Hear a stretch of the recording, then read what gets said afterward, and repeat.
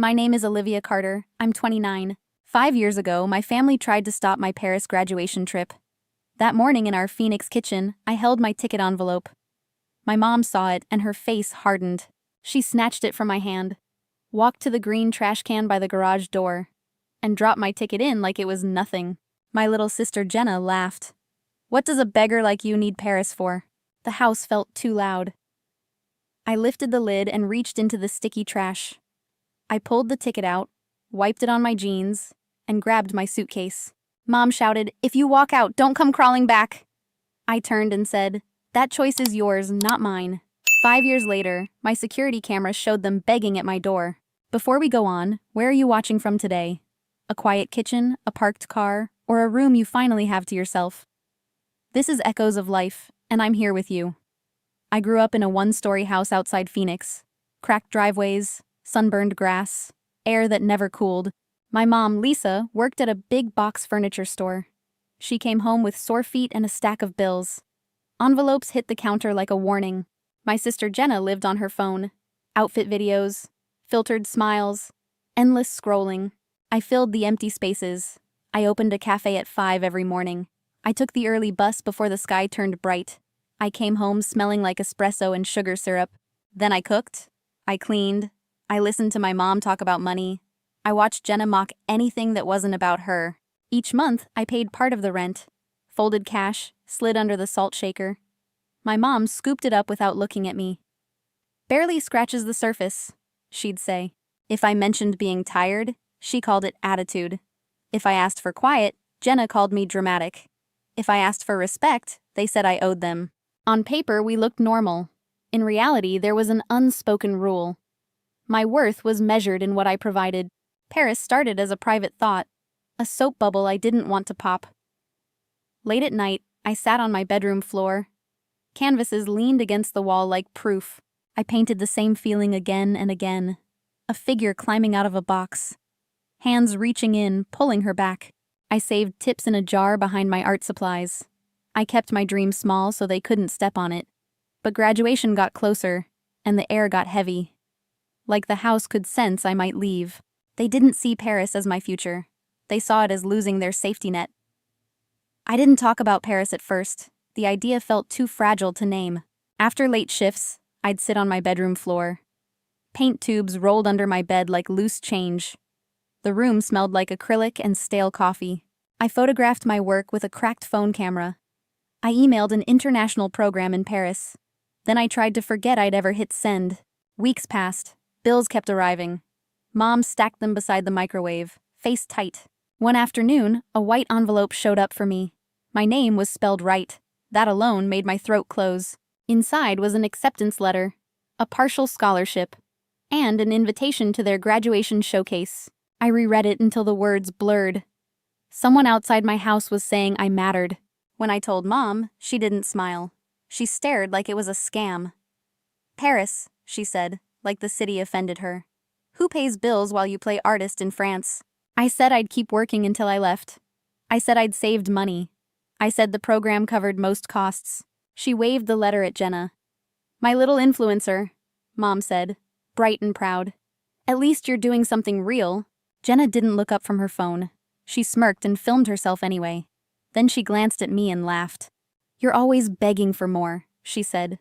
"More time, more understanding, more everything." And for what? Some sad painting in a city you can't afford?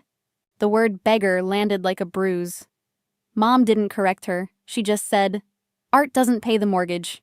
That night, I washed their dishes in silence. Soap bubbles popped against my wrists. The TV laughed in the living room. I counted tips at my desk. I checked my savings again.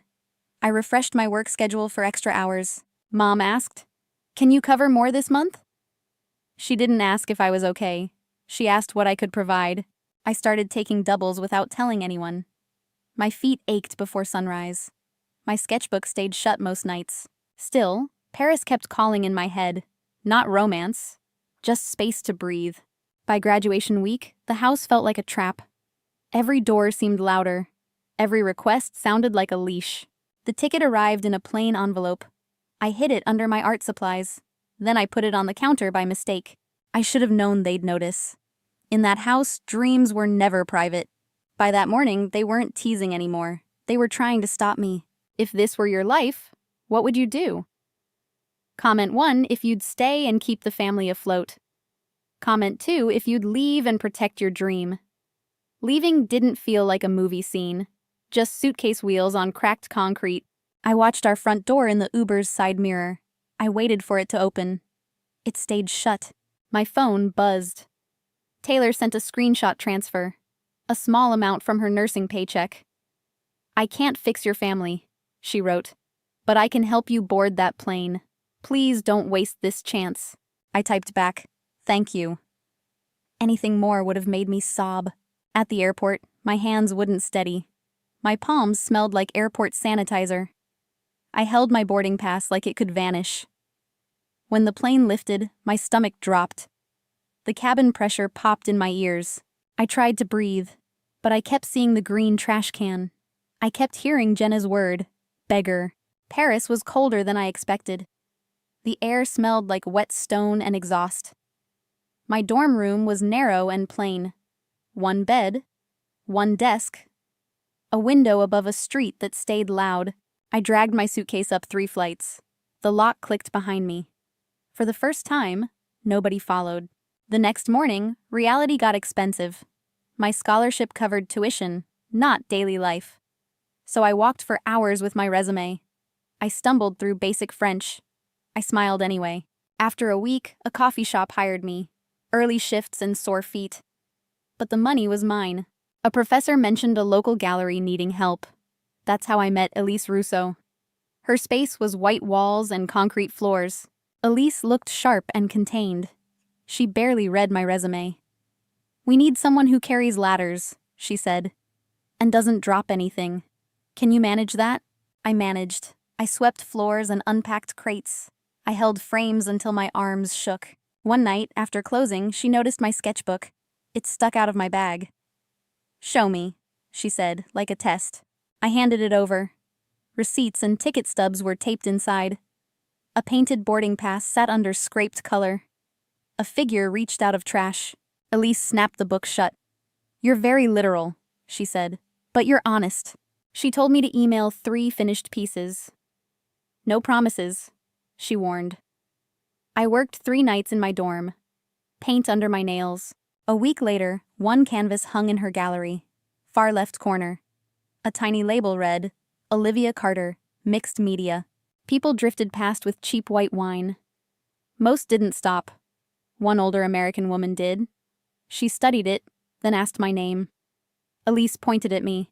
The woman smiled. "I'll buy it," she said.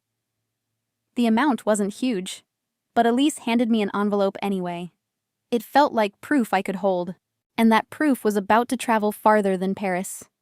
Success didn't arrive with fireworks. It arrived with alarms before sunrise. Coffee grounds under my nails. Paint drying beside my bed. After my first sale, I went right back to work. Cafe at dawn, class after. Dinner was whatever fit in my pocket. Elise watched without soft words. She asked one question that stuck. Why bury the ticket again? Then the graduation showcase was announced. 1 piece per student. Curators from London, Berlin, and New York. No second chances. I chose the canvas that scared me most. Receipts, coffee sleeves, bus stubs, torn paper, a crumpled boarding pass at the center. I titled it, Exit Wound. A week before the show, I panicked. Elise raised one eyebrow. Pretty is cheap, she said. Honest is rare. On showcase night, my shoes pinched. I held sparkling water. Families clustered around my classmates. I stood alone near the wall. Taylor texted from a hospital break room. I'm proud of you, she wrote. Your family has no idea. People drifted past like tides. Then one man stopped and read my label. He leaned closer, eyes tired but sharp. What's the story? He asked. His name was Marco Alvarez. Tech in New York, art on the side. I told him the truth, stripped down. My ticket was thrown away. I pulled it back out. I left anyway. He listened without flinching. He handed me a card. This belongs in Brooklyn, he said. Weeks later, he emailed again. A small group show he was funding. I boxed 2 canvases and shipped them out. One morning, Elise showed me an email. Sold, in all caps. Marco had bought one piece himself. His next message was bigger. A studio in Brooklyn for artists like me. He wanted my name on the window. Resident artist. Co-curator. My first instinct was to shrink. Then I remembered the trash can lid. I said yes. Back in Phoenix, the rent didn't pause. Bills didn't stop because I left. And I stopped sending my cafe money home. For the first time, my paycheck stayed with me. Mom filled the gap with credit cards. Jenna filmed hauls like rent was optional. Then Mom's hours got cut. Bills turned pink, then red. One night, the lights clicked off mid-dinner. The fridge died in silence. A notice showed up on their door. Then a yard sale in bright heat. Then a motel room that smelled like bleach. They weren't calling to say they were proud. They were calling when the money was gone. Then an article made the rounds. Carter Studio, Brooklyn. Artist from Phoenix. Ticket pulled from the trash. They stared at my name like a warning. And that's when they bought bus tickets east. 5 years after Paris, they rang my doorbell in Brooklyn. 5 years later, my phone buzzed in the studio. Security alert. Front door. I tapped the live feed. My mother, Lisa, and Jenna stood outside. Thinner, older, holding backpacks. They pressed the bell like it could save them. My hands went cold around the phone. Then I felt my key in my pocket. I breathed once, slow. I opened the door a crack. Cold air slid inside. Olivia, Mom said, careful with my name. Jenna stared past me at the white walls. So it's real, she whispered. Carter Studio. We came a long way, Mom said. We need to talk. We can talk out here, I replied. Her mouth tightened, but she stayed. We lost the house, she said. I lost my job. Jenna swallowed hard. We don't have anywhere. They waited for my old role, the one who pays, the one who folds. I stepped outside and let the door click shut. The latch used to feel like guilt. This time, it felt like balance. I'm not giving cash, I said. I'm not taking you in. I won't reopen that Phoenix bargain. Mom's eyes filled. So you hate us? No, I said. I have boundaries now. I pointed to the flyer. Our workshop program and shelter partner. Help exists, but it comes with rules. If you want support, I said, it's through this. You show up, do the work, tell the truth. No special treatment, no guilt. Jenna looked down. I'm tired, she admitted. I'm tired of pretending. Mom nodded once. Tell us what to do. I gave them directions, not my life. And my hands finally stopped shaking. I didn't build this life to beg, I built it to live. If this felt familiar, like, share, and subscribe. This is Echoes of Life, and more stories are next.